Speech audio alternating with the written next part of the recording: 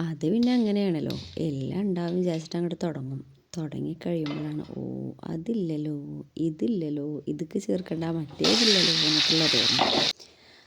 അങ്ങനെ ഇനി ഞാൻ കുറച്ച് ചിക്കൻ ഉണ്ടായിരുന്നു. അപ്പോൾ അതുകൊണ്ട് നമ്മുടെ മറ്റേ ഇഫാ ചിക്കൻ ഉണ്ടല്ലോ, അതിൻ്റെ ഒരു ഏകദേശം മോഡലൊക്കെ ഉണ്ടാക്കാൻ വെച്ചിട്ടുള്ളതാണ്. അപ്പോൾ നോക്കുമ്പോൾ ബാക്കി എല്ലാതും ഉണ്ട്, ബട്ടർ മാത്രമേ ഉള്ളൂ കേട്ടോ അല്ലാത്ത.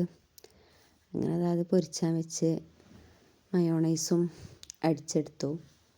പിന്നെ മയോണൈസിക്കാണ് ചീസും ഫ്രഷ് ക്രീം ഒഴിക്കണത് കേട്ടോ. ചിലരിത് മുട്ട വെച്ചിട്ട് ചീസും വെച്ചിട്ട് അടിച്ചെടുക്കും. അങ്ങനെ അടിച്ചെടുത്തത് അങ്ങനെ അതിലേക്ക് പാരുക. പക്ഷേ കുഴപ്പമൊന്നും ഉണ്ടാവില്ല കേട്ടോ. അപ്പോൾ ആ പൊരിച്ചെടുത്തിട്ട് ഇതങ്ങനെ ഒഴിച്ച് കൊടുക്കുകയും ചെയ്തിട്ടുണ്ടാവുന്നത്. എല്ലാം കിട്ടിയിട്ട് ഉണ്ടാക്കാൻ വേണ്ടി ചിലപ്പോൾ ചിക്കൻ കഴിഞ്ഞിട്ടുണ്ടാവും. അപ്പോൾ ഉള്ളത് കൊണ്ട് അങ്ങോട്ട് ഉണ്ടാക്കുന്നത്.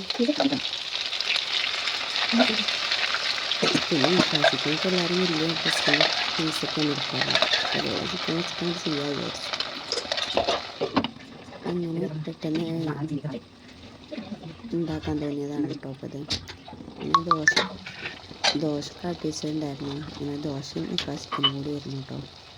അങ്ങനെ അതൊക്കെ സെറ്റായി അവസാനത്ത് വറുക്കുന്ന നിലയിൽ മറ്റേ മല്ലിയിലയും പുതിനയും കുറച്ച് വേപ്പിലൊക്കെ കൂടിയിട്ടു. അങ്ങനെ ദോശ ഉണ്ടായിരുന്നവർക്ക് ദോശയിൽ ചുട്ടെടുക്കട്ടെ.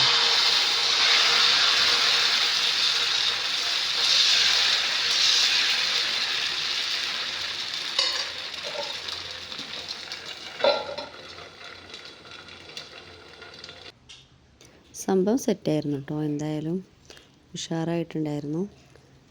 അപ്പോൾ ഉണ്ടാക്കാത്തവർക്ക് ഇങ്ങനെ ഉണ്ടാക്കി നോക്കാം കേട്ടോ. എല്ലാം വേണമെന്നൊന്നുമില്ല. അപ്പോൾ ഓക്കെ.